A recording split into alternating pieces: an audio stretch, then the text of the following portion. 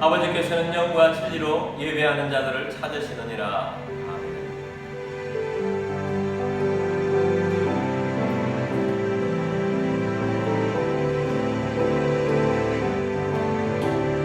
슬픈 마음 있는 사람 예수 이름 믿으며 영원토록 변함없는 기쁜 마음 얻으리. 예수의 이름은 세상의 소망이요 예수의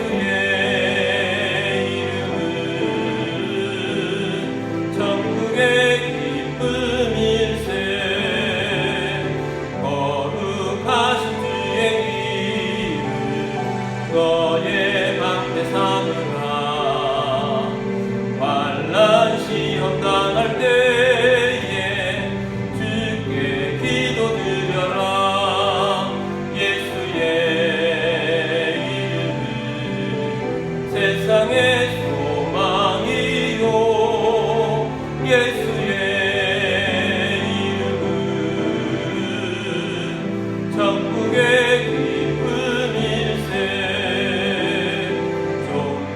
하신 주의 이름 우리 기쁨 내도다.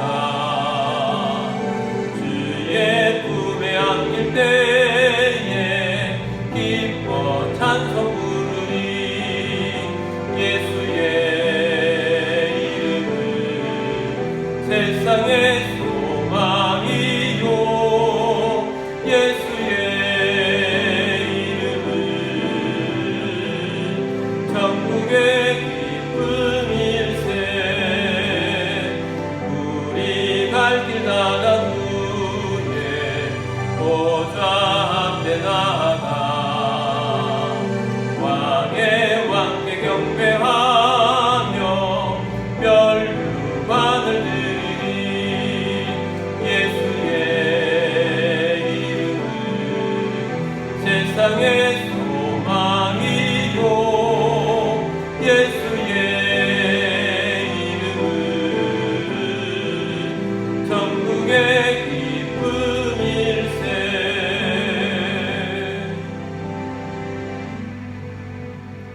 사도신경으로 우리의 신앙을 고백하겠습니다. 나는 전능하신 아버지 하나님 천지의 창조주를 믿습니다. 나는 그의 유일하신 아들 우리 주 예수 그리스도를 믿습니다. 그는 성령으로 잉태되어 동정녀 마리아에게서 나시고 본디오 빌라도에게 고난을 받아 십자가에 못 박혀 죽으시고 장사된 지 사흘 만에 죽은 자 가운데서 다시 살아나셨으며 하늘에 오르시어 전능하신 아버지 하나님 우편에 앉아 계시다가 거기로부터 살아있는 자와 죽은 자를 심판하러 오십니다. 나는 성령을 믿으며 거룩한 공교회와 성도의 교제와 죄를 용서받는 것과 몸의 부활과 영생을 믿습니다. 아멘.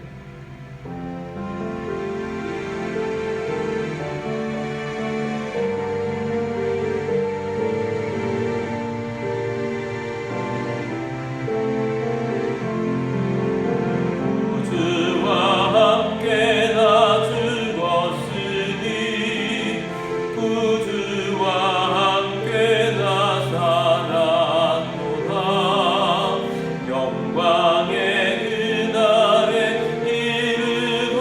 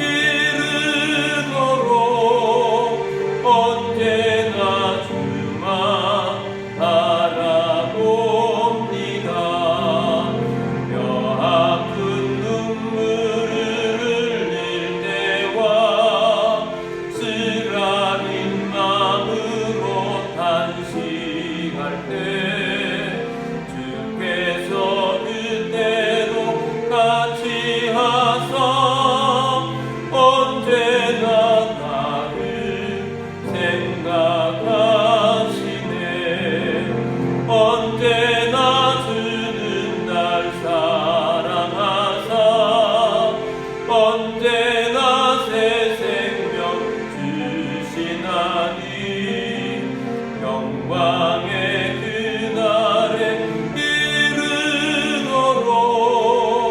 언제나 주만 바라봅니다.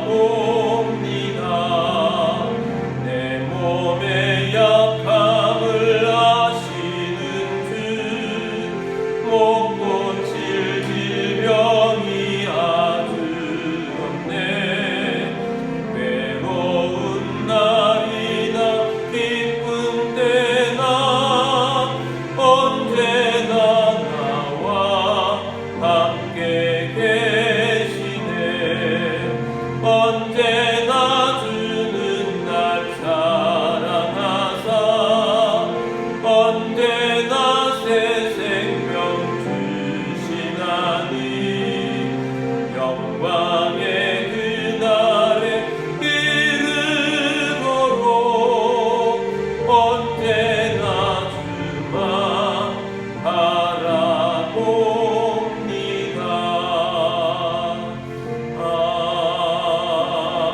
아멘. 우리 함께 기도드리겠습니다. 오늘도 십자가의 보혈 앞으로 나와 그리스도인으로서 믿음으로 살아가는 부활의 권능을 입은 또 성령 충만한 주의 백성 되기를 원합니다. 주님이 기뻐하시는 주의 백성 되며 하나님의 나라 이루어가는 주의 백성 되기를 사모하시며 오늘도 말씀에 은혜를 주시고 교회를 위해서 기도하시고 가정을 위해서 기도하시고 또 나라와 민족을 위해서 기도하시며 세계 선교를 위해서 기도하시고 전쟁 중에 있는 나라들의 평화가 오도록 위해서도 기도드리겠습니다. 우리 함께 기도드리겠습니다.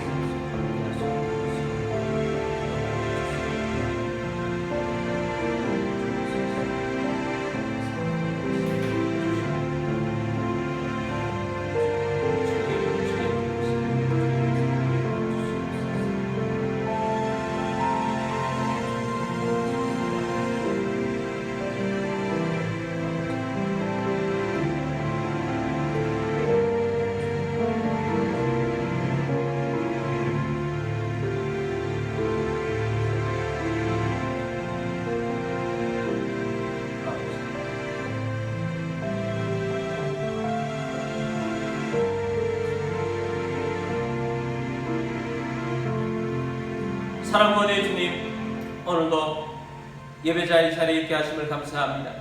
십자가의 보혈의 은혜와 부활의 권능과 성령의 충만함을 힘입어 승리하는 삶 되기를 원합니다. 말씀으로 열매맺는 삶이 되기를 원합니다.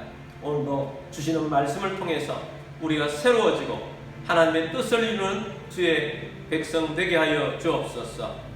우리의 가정들은 주님만 섬기는 가정 되게 하여 주옵시고 예수로 충만한 교회 되게 하시고 주가 일하시는 교회 되게 하시며 하나님이 주신 꿈을 이루어가는 교회 되게 하여 주옵소서. 우리가 살고 있는 도시를 구원하며 다음 세대를 일으켜 이 땅의 리더들로 하나님의 나라의 일꾼들로 세워지게 하여 주옵시고 선교하는 교회 되게 하여 주옵소서. 구제하는 교회 되게 하여 주옵소서. 나라와 민족 가운데 함께 하여 주옵소서. 세우신 대통령을 비롯한 지도자들이 하나님을 경외하고 잘못된 것을 나타내지 않도록 도와 주옵시고 국회를 붙잡아 주셔서 잘못된 법을 제정하지 않도록 도와 주옵시고 사업부처를 붙잡아 주셔서 이 나라에 공의가 서게 하여 주옵소서. 북한을 불쌍히 여겨 주옵시고 복음으로 통일 이루게 하여 주옵시고 북한 곳곳에 주의 교회가 세워져 하나님께 예배하는 나라 되게 하여 주옵소서. 선교사님들 가운데 함께 하시고 세계 복음화가 앞당겨지게 하여 주옵소서. 전쟁 중에 있는 나라들의 평화 보게 하여 주옵소서. 주 예수 그리스도의 이름으로 감사하며 기도드립니다. 아멘.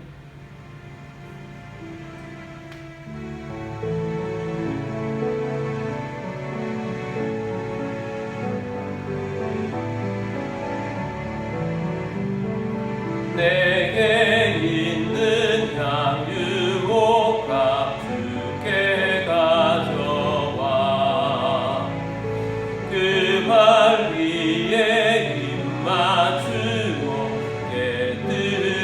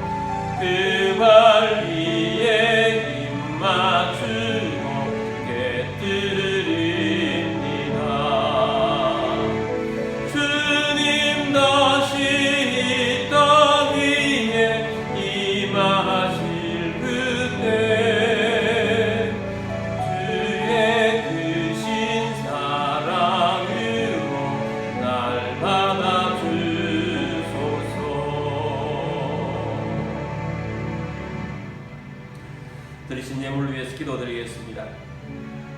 모든 만물의 주인 되신 전능하신 하나님 아버지, 이 시간 주님 앞에 나와 영과 진리로 예배드리며 감사하는 마음으로 예물을 올려드립니다. 우리의 주권과 소유권이 주님께 있음을 고백합니다. 주님의 말씀을 따라 자원하는 심령으로 정성껏 예물을 올려드립니다. 모든 가정의 울림이 떠나가게 하시고 건강을 주시고 재정에 번성을 주시며 생각지 못했던 곳으로부터도 소득이 있게 하시며 우리의 삶 가운데도 오병이의 기적이 일어나게 하시며 우리가 주님 앞에 쓰임받은 주님의 백성 되게 하여 주옵소서. 주님의 사역을 위하여 재물의 대이동이 일어날 것을 선포합니다. 이 예물이 쓰여지는 곳곳마다 하나님의 나라가 확장되고 열매가 넘치게 하옵소서. 모든 만물의 주인 되신 주님께 감사드리며 주 예수 그리스도의 이름으로 기도드립니다. 아멘.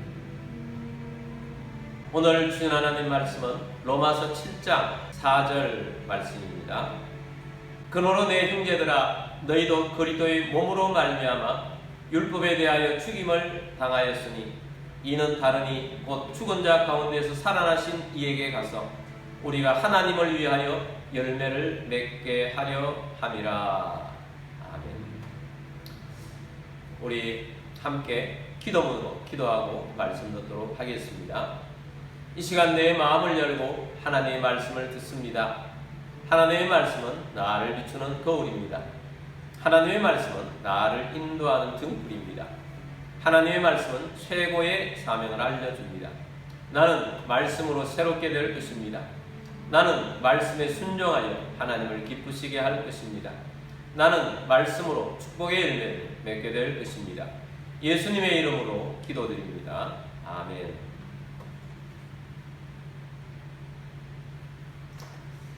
할렐루야. 오늘도 순교지에서 해외에서 또 여러가지 형편상 온라인으로 예배드리시는 모든 주님의 백성들을 주의 이름으로 축복합니다. 오늘도 여러분 심령 속에 주의 말씀이 새겨지고 말씀으로 승리하시고 여러분이 드리는 예배가 하나님께 기쁨이 되고 찬송이 되는, 하나님이 그리하여서 여러분을 기쁘시게 하는 주의 백성 다 되시기를 주의 이름으로 축복합니다. 오늘은 로마서 7장 말씀 강의를 할 것입니다. 로마서 강의 12번째 시간입니다. 예수님과 결혼한 사람이라는 제목으로 말씀을 드리고자 합니다. 먼저 제목에 대한 이해 혹은 해석이 필요합니다. 오늘 제목이 예수님과 결혼한 사람이라고 했을 때 여러분 머릿속에는 어떤 생각이 드십니까? 아마도 이런 해석을 할 수 있을지도 모릅니다. 우리는 예수 그리스도를 믿었기 때문에 예수님밖에 모르는 사람, 다른 세상 것은 버려야 할 사람이라고 이 제목만 보고 해석할 수 있습니다. 물론 우리 예수 믿는 사람이 그렇게 살아야 하지만 오늘 로마서 7장 말씀을 통해서 우리가 보고자 하는 것은 그런 의미가 아닙니다. 우리가 신앙생활을 하는데 율법과 결혼한 사람, 예수님과 결혼한 사람, 이 두 가지로 비유될 수가 있다는 것입니다. 로마 7장 2절 말씀 보겠습니다. 남편이 있는 여인이 그 남편 생전에는 법으로 그에게 매인받으나 만일 그 남편이 죽으면 남편의 법에서 벗어나느니라. 결혼은 언약입니다. 오늘날 현대사회에서도 결혼을 했으면 결혼 안에서 살아가야 하는 것이 법입니다. 근데 고대사회에서는 특히 아내들의 인권은 많이 무시되어 있었습니다. 결혼을 해도 아내는 남편의 그늘 아래 들어가게 되어서 그렇게 삽니다. 남편이 폭군이라 할지라도 아니면 남편이 싫다고 해서 자기 마음대로 자유를 선포할 수는 없는 것입니다. 결혼이라는 테두리, 결혼이라는 법 아래에 있기 때문입니다. 그런데 그 아내가 자유할 수 있는 길이 하나 있습니다. 그 길이 2절에서 뭐라고 말합니까? 남편이 죽으면 남편의 법에서 벗어나느니라 라고 말씀을 합니다. 근데 남편이 살아있는데 다른 남자를 만나면 어떻게 되느냐? 3절입니다. 그러므로 만일 그 남편 생전에 다른 남자에게 가면 음녀라. 그러나 만일 남편이 죽으면 그 법에서 자유롭게 되나니 다른 남자에게 갈지라도 음녀가 되지 아니하느니라. 자, 만일 남편이 살아있는데 다른 남자에게 가면 그 사람은 음녀다라는 것입니다. 그런데 남편에서 자유롭게 되는 길이 하나 있는데 그것은 남편이 죽으면 자유롭게 된다. 그래서 그 상태에서는 다른 남자에게 가도 음녀가 되지 않는다라는 비유를 말씀을 하고 있습니다. 이 비유를 말씀하신 이유가 있습니다. 율법을 남편으로 둘 것인가, 예수님을 남편으로 둘 것인가. 율법과 살래, 예수님과 살래, 이런 뜻인 것입니다. 어떤 사람들은 이 비유가 잘못된 것이 아닌가라고 의문을 가진 사람들이 있습니다. 하나님 말씀은 잘못된 것이 없습니다. 어떤 때는 우리가 머리로 우리의 이성적으로 이해가 되지 않는 말씀을 깊이 묵상해보면 그 안에 정말 놀라운 하나님의 나라의 비밀이 숨겨있다는 것을 깨닫게 됩니다. 바울이 이 비유를 통해서 우리에게 주신 중요한 메시지는 뭐냐? 죽으면 된다는 건데요. 죽으면 된다. 율법이라는 남편과 살고 있습니다. 율법 때문에 못 살겠다 싶으면 죽으면 된다는 것입니다. 남편이 죽든 아내가 죽든 죽으면 그 관계가 끝난다는 것입니다. 오늘 이 비유를 통해서 사도 바울이 말씀하시는 핵심적인 교훈은 뭐냐? 죽으면 관계가 끝난다는 것입니다. 누가 죽어야 하는가? 율법은 죽지 않습니다. 율법과 살던 내가 죽어야 끝나는 것입니다. 여기에 엄청난 비밀이 있습니다. 그리스도인들은 누구입니까? 내가 죽었다는 것입니다. 그런데 내가 죽었다고 해서 그리스도인들은 완전히 죽은 것이 아닙니다. 예수님과 연합되어 있습니다. 내가 죽었다는 것은 예수님과 함께 나의 옛사람이 죽은 것입니다. 그리고 놀라운 사실은 예수님과 함께 다시 살게 되었다라는 것입니다. 예수님과 함께 죽은 사람은 누구라고요? 나의 옛사람이었습니다. 나의 옛사람이 죽었을 때 율법이라는 남편에게도 끝나게 되었다라는 것입니다. 남편이 죽으면 결혼이라는 언약에서 끊어지고 자유함을 갖는다고 했는데 내가 죽어도 남편에게서 자유함을 얻는다라는 것입니다. 그런데 나는 다시 살았다는 것입니다. 그리스도와 함께 다시 살았다는 것입니다. 이 비유를 사도 바울이 말해주는 중요한 교훈 그 한 가지는 죽으면 그 전 남편과는 끝난다라는 것입니다. 남편이 죽든 아내가 죽든 죽으면 법의 효력이 끝난다는 것입니다. 근데 율법이라는 것이 어떤 것이냐? 바울에게 있어서 율법이라는 것은 어떤 존재였는가 하는 것입니다. 바울은 우리가 알다시피 율법 신봉자였습니다. 그런데 다메섹으로 가다가 부활하신 예수님을 만나고 난 다음에 그리스도인으로서 살게 된 것입니다.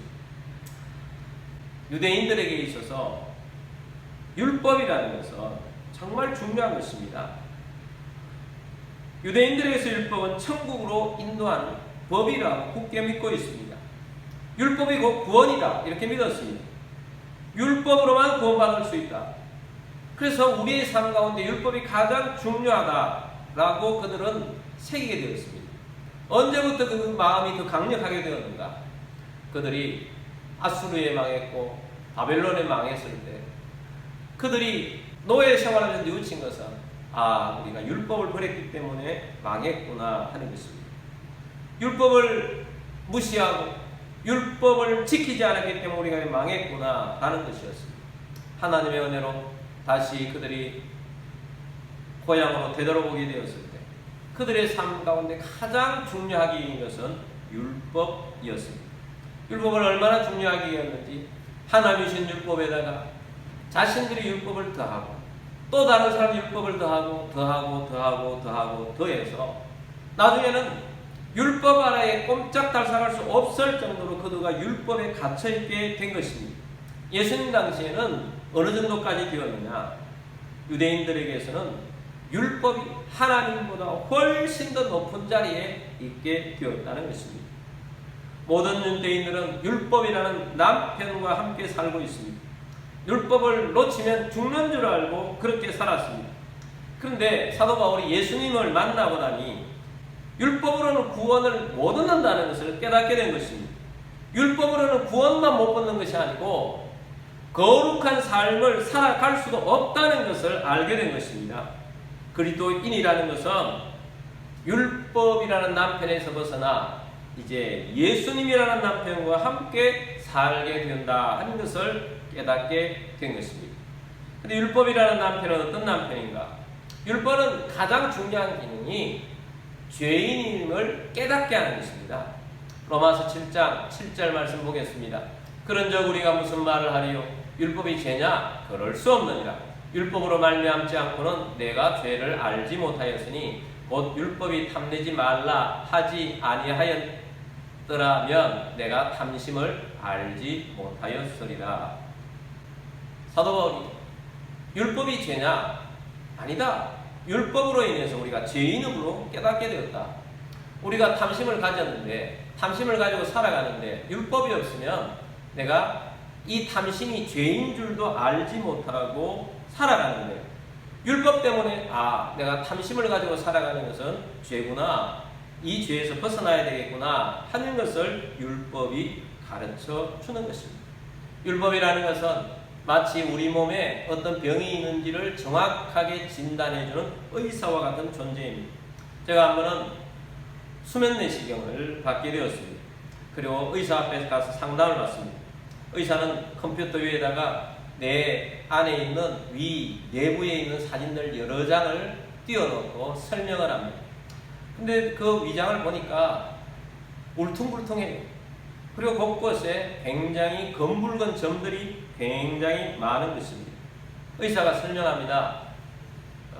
선생님에게는 헬리코박터가 굉장히 많이 지금 자리 잡고 있습니다. 이것을 치료해야 합니다. 라고 말씀해 주셨어요.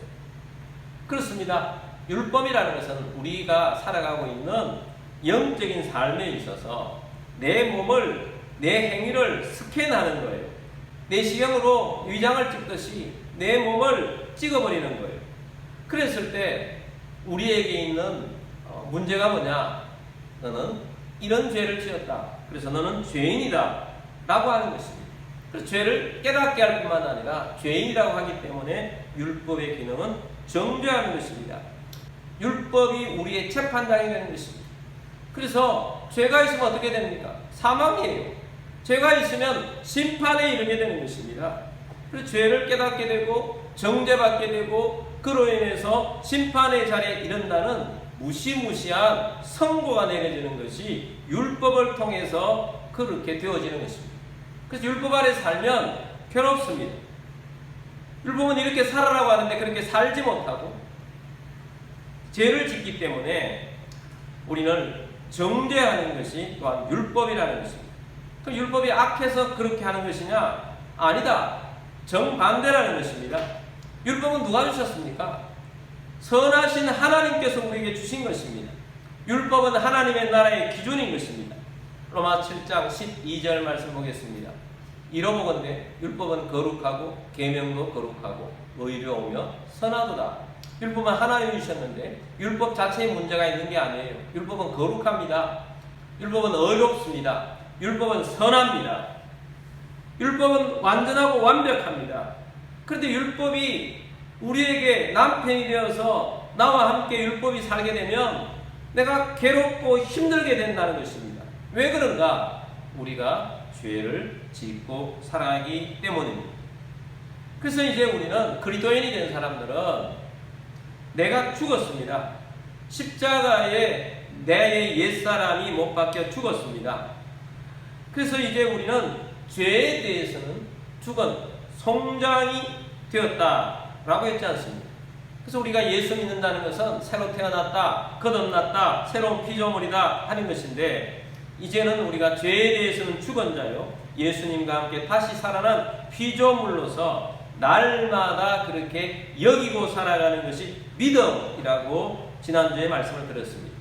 그리고 우리는 육체 가운데 살아가는 우리들은 우리 삶을 불의의 병기로 드릴 자가 아니고 의의 병기로 드려서 하나님을 가까이 하고 하나님 가까이 곁에 있으면서 하나님께 드린 자로서 그렇게 살아가야 할 존재가 그리스도인이다 라는 것입니다. 그래서 이제는 하나님 안에서 예수님 안에서 살아가는 전적인 우리 하나님의 은혜 가운데에서 살아가는 우리들이라는 것입니다. 근데 문제가 하나 있어요. 그 문제는 뭐냐? 우리가 예수님이라는 남편과 함께 살고 있으며 그 은혜에 머물고 살고 있음에도 불구하고 율법이라는 전 남편이 계속 찾아올 수밖에 없는 그런 상황이 우리 가운데 계속 있다는 것입니다. 우리는 옛사람이 십자가에 못 박혀 죽었다고 믿었는데 죄를 짓고 있다는 거예요. 여러분 질문해 보겠습니다. 그리스도인이 되면 죄를 안 짓고 살아갑니까? 죄에 대해서 죽었다고 선언을 했으니 더 이상 죄를 안 짓고 살아갑니까? 날마다 나는 죽는다고 고백을 하면서 나의 옛사람을 죽었다고 하며 살아가고 있는데 죄를 안 짓고 살아갑니까? 참으로 안타깝게도 그런 그리스도인은 이 세상에 한 사람도 없다는 거예요. 그래서 그리스도인들은 괴로운 일입니다. 사도 바울은 어떻습니까? 사도 바울도 이 문제에 걸린 것입니다. 사도 엄청난 하나님 앞에서의 복음의 진리를 깨닫고 지금까지 6장까지 말씀을 가지고 또 그렇게 살아왔는데 그럼 제가 완전히 떠나고 율법이 완전히 떠났느냐 하는 문제에 사도 바울이 부딪혔습니다. 그래서 사도 바울이 결국은 이런 고백을 하지 않습니까? 로마 7장 24절 말씀입니다. 오라 나는 공고한 사람이로다. 이 사망의 몸에서 누가 나를 건져내리까? 오라 나는 공고한 사람이로다. 내가 여전히 아직 사망의 몸에 있구나. 누가 나를 건져낼 수 있으라 하고 사도 바울이 크게 탄식하고 있습니다. 만약에 로마서 7장이었고 6장에서 8장으로 바로 뛰어 넘어갔다면 사도 바울은 우리와 같은 죄에 대한 고민이 없고 갈등이 없는 완벽한 삶을 살았다고 사람들은 그렇게 여겼을 것입니다. 바울은 죄에 대해서 죽었다고 사도 바울도 선언했고 그렇게 여기고 살고 있고 자신을 온전히 그리스도의 종으로 의의 병조로 드리고 믿음 안에 산다고 했지만 자기의 모습 속에 내적인 엄청난 갈등이 있음을 고백을 하면서 죄가 있기 때문에 나는 공고한 사람이로다 라고 고백을 하고 있습니다. 여러분, 여러분에게는 이런 경험이 없었습니까? 죄인 줄을 알고 죄를 안 지으려고 결심하고 했는데 여전히 나는 죄인의 모습으로 살아가고 있는 그런 것을 발견했을 때가 없습니다. 사도 바울이 이렇게 고백합니다. 14절 15절 말씀 보겠습니다. 우리가 율법은 신령한 줄 알거니와 나는 육신에 속하여 죄 아래 팔렸도다. 굉장히 심각한 고백을 하고 있는 것입니다. 15절입니다. 내가 행하는 것을 내가 알지 못하느니 곧 내가 원하는 것은 행하지 아니하고 도리어 미워하는 것을 행함이라. 자, 내 속에 내가 원하는 것이 있다. 하나님 말씀 안에서 깨끗하고 거룩하고 그렇게 살고 싶은데 예수님 믿으면서 그렇게 살고 싶은데 내가 원하는 것은 그것인데 근데 도리어 내가 기뻐하지 않는 것, 미워하는 것, 죄죠. 그것을 행하며 살아가고 있더라는 것을 발견을 하게 된 거예요. 자, 그렇다면 한번 보겠습니다. 나는 생각으로부터 하나님의 뜻을 행하고 싶다. 온전히 그 생각을 가지고 내가 하나님의 뜻에 맞춰서 살고자 하는 강력한 마음과 의지의 결단을 가지고 그렇게 살아가고 있어요. 그렇게 살아감에도 불구하고 죄를 짓는다. 그러면 그 죄는 내 마음에는 없는 것인데 왜 이것이 죄로 나타나게 되었는가 하는, 나는 이렇게 결단을 하고 죄를 안 지으려고 소망하면서 예수님 안에 살고 있는데 왜 죄를 지었지 하는 그런 의문점이 생기지 않습니까? 사도 바울이 그 의문점 속에서 심각하게 고민을 하면서 두 번이나 이렇게 말하고 있어요. 그 중에 두 번 중에 17절 20절인데 17절만 보도록 하겠습니다. 이제는 그것을 행하는 자가 내가 아니고 내 속에 거하는 죄니라.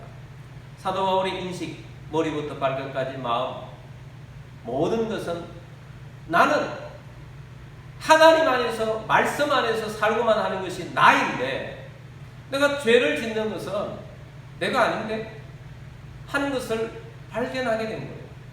내 속에 죄라는 것이 거하고 있구나. 죄의 세력이 거하고 있구나.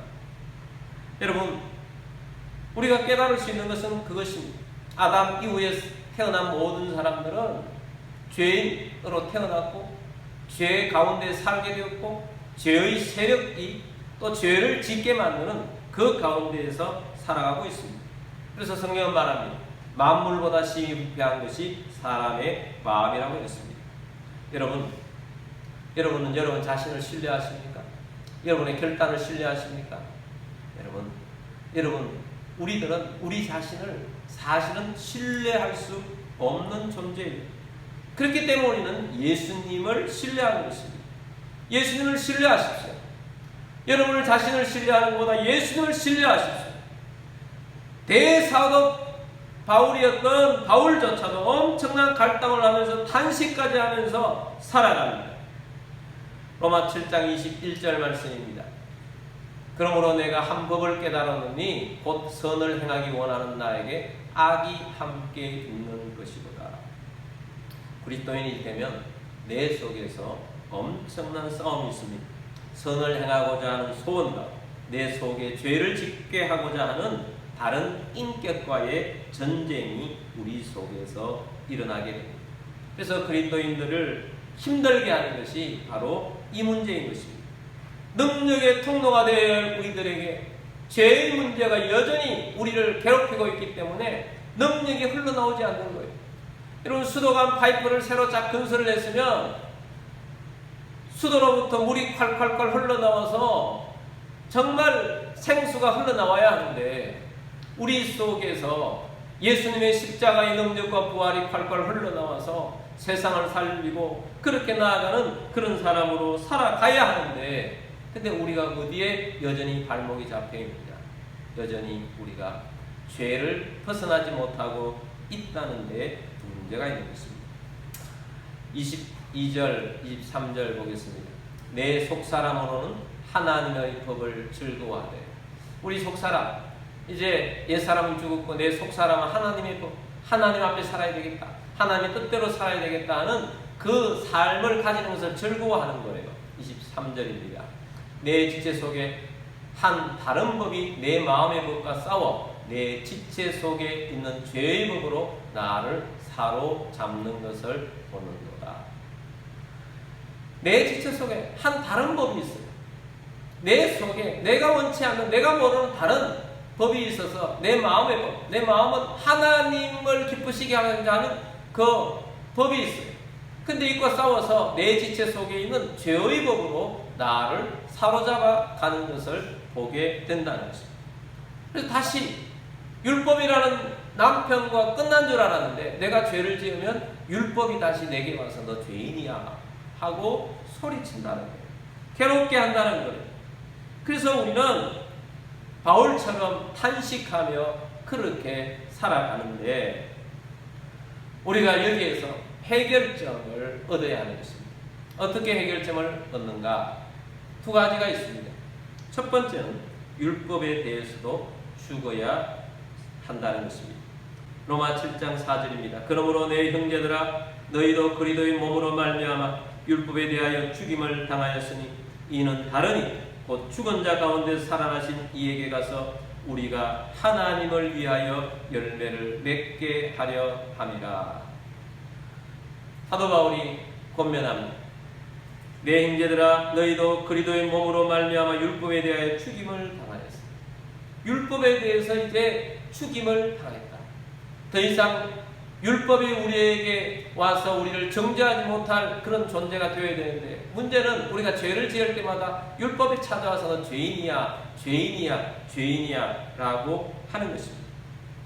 여러분, 그렇다고 해서 우리가 율법을 이제는 버렸다 라고 한다면, 내가 여전히 죄를 짓고 있는데도 율법을 버렸기 때문에 나는 죄인이 아니야, 죄를 처리하지 않고도 죄인이 아니야 라고 한다는 것은, 그런 주장을 한다면 반율법주의가 되는 것입니다. 반율법주의는 뭐냐? 율법은 더 이상 없다라고 하는 것입니다. 구원파가 잘못된 이유가 뭔지 아십니까? 그들은 반율법주의예요. 우리가 여전히 그리스도인으로 살면서도 죄를 지으면 율법이 우리를 석해내요. 그리고 우리에게 죄인이라고 하는 것입니다. 율법의 의사가 되어서 우리가 죄인이라는 것을 말해줘요. 그러면 율법이 치유해주는 것이 아니라 누가 치유를 해주느냐? 예수님이 치유를 해주는 것입니다. 그래서 두 번째는 예수님이 우리를 건져주시는 것입니다. 예수님이 우리로 하여금 정죄가 아니야. 너는 더 이상 죄인이 아니고 그 죄까지도 내가 십자가에 달려 죽었으니 내가 너를 용서해 주마. 내가 너를 거룩하게 해주마. 그렇게 해서 계속해서 우리에게 은혜를 베풀어 주시는 것입니다. 그러므로 여러분, 우리가 내 속에 갈등이 일어나고 힘듦이 있음에도 불구하고 예수님 안에 거하면 예수님에게 붙들린 바가 되어서 우리가 살아가게 되는 것입니다. 그래서 이제 7장을 넘어서 8장에 가면 성령의 법이 우리를 지배하는 자가 되도록 우리가 성령의 법 아래 들어오라고 합니다.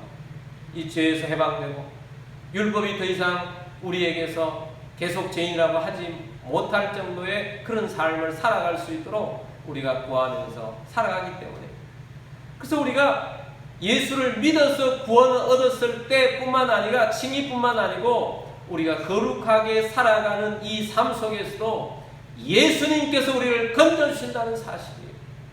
그러므로 우리가 이 예수님 안에 살아가면서 예수님이 우리를 건져주셔서 예수님 능력이 되셔서 우리의 삶을 죄에서 해방시켜 주시고 정죄하지 아니하시고 은혜 안에 살면서 예수님 안에서 빛나는 인생, 그래서 결국 율법으로부터 해방되어서 예수님으로 말미암아 하나님께서 원하시는 열매를 맺게 하려고 하시라는 하나님의 뜻을 이루기를 원하셔서 우리를 불러주신 것입니다. 그러므로 여러분, 우리의 성화과정 속에서 예수님이 우리를 건져주십니다. 지속적으로 예수를 바라봐야 합니다. 예수님이 치료해 주십니다. 예수님은 우리의 영적인 부분, 죄의 문제를 치료해 주시는 치료자이십니다. 영적인 의사가 되시는 것입니다. 예수님이 건져주십니다.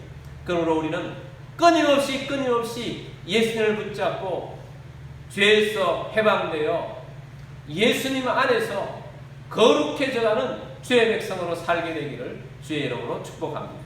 우리는 죄에 대해서 죽을 뿐만 아니라 이제는 죄가 아니라 율법이 우리에게 주는 정죄에서 해방되어 예수님 안에서 믿음으로 살아가는 주의 백성이 되시기를 주의 이름으로 축복합니다. 우리 함께 내가 그리스도와 함께 십자가에 못 박혔나니 우리 찬양을 부르도록 하겠습니다. 나는 어떤 존재인가? 십자가에 못 박혔고 이제는 예수님 안에서 살아가는 존재입니다. 우리 함께 찬양하겠습니다.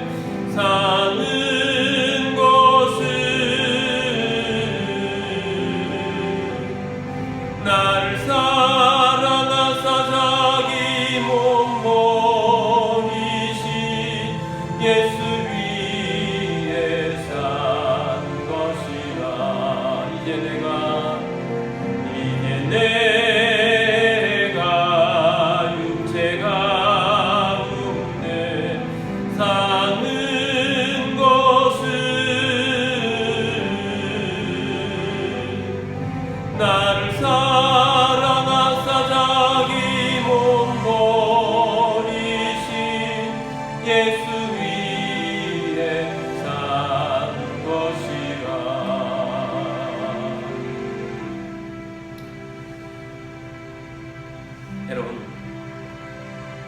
우리가 칭의를 위해서도 예수를 믿어야 하지만 우리의 거룩한 삶을 위해서도 예수님을 믿어야 합니다.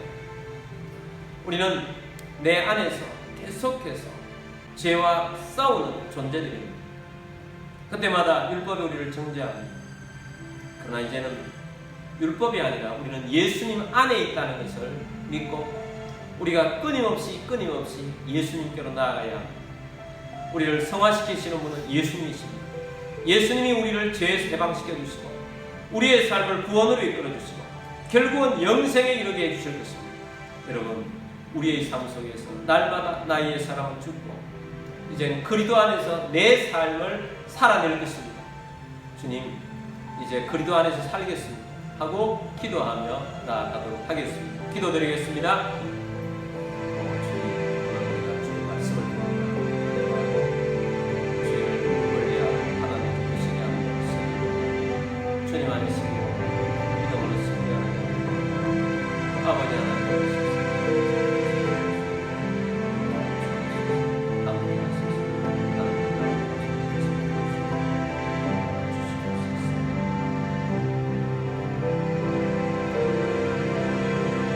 살아계시서 역사하신 주님, 우리가 그리스도의 은혜로 칭의를 받고 의인이 되었음에도 불구하고 여전히 계속해서 죄 아래 살아갔던, 계속 고민하고 갈등했던 그러한 모습들이 있습니다.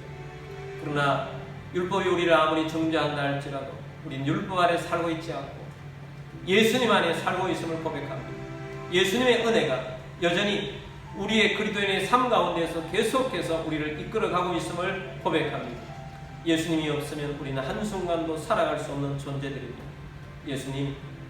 예수님과 더불어 함께 살아가면서 예수님의 은혜가 넘치는 우리의 죄보다 크신 예수님, 우리의 존재보다 크신 예수님, 그래서 예수님이 내 안에 꽉 차서 예수님으로 승리하는 삶이 되기를 원합니다.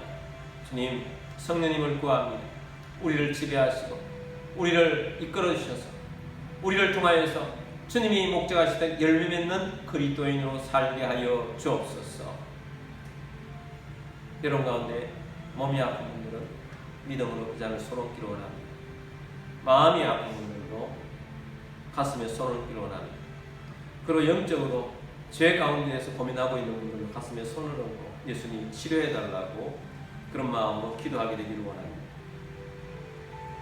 주님, 우리의 아픔을 놓고 기도를 합니다. 믿음으로 손 얹었습니다. 치유하여 주옵소서. 주 예수 그리스도의 이름으로 명령하니 우리의 육체에 있는 모든 질병과 아픔과 통증 떠나갈지어다 거룩한 주의 백성으로 살기를 원합니다. 예수님 안에서 우리의 영적인 것도 치유하시고 우리의 마음도 치유하여 주셔서 기쁨이 회복되고 하나님의 나라에 이루어가는 주의 백성으로 살게 하여 주옵소서. 주 예수 그리스도의 이름으로 감사하며 기도드립니다. 아멘. 우리에게 복음을 주신 우리 주님 안에서 우리가 복음을 전하고 살기를 원합니다. 기도하며 살기를 원합니다. 우리 함께 찬송 부르고 축도함으로 예배를 마치겠습니다.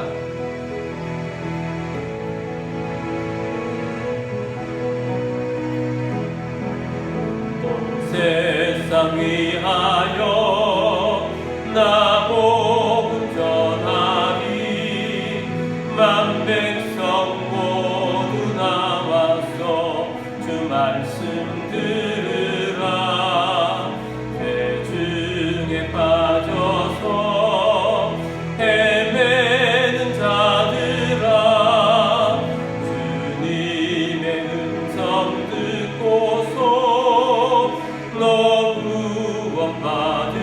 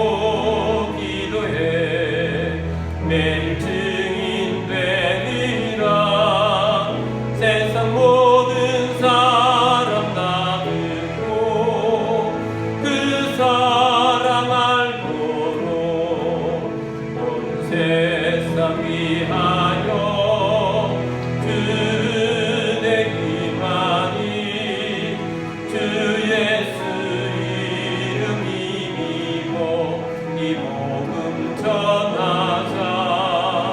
먼 곳에 나가서 전하지 못해도 나 어느 곳에 있든지 늘 기도 힘쓰기 전하고 기도해 매일 증인 되리라. 세상 모든 사람 다 듣고 그 사랑 알도록.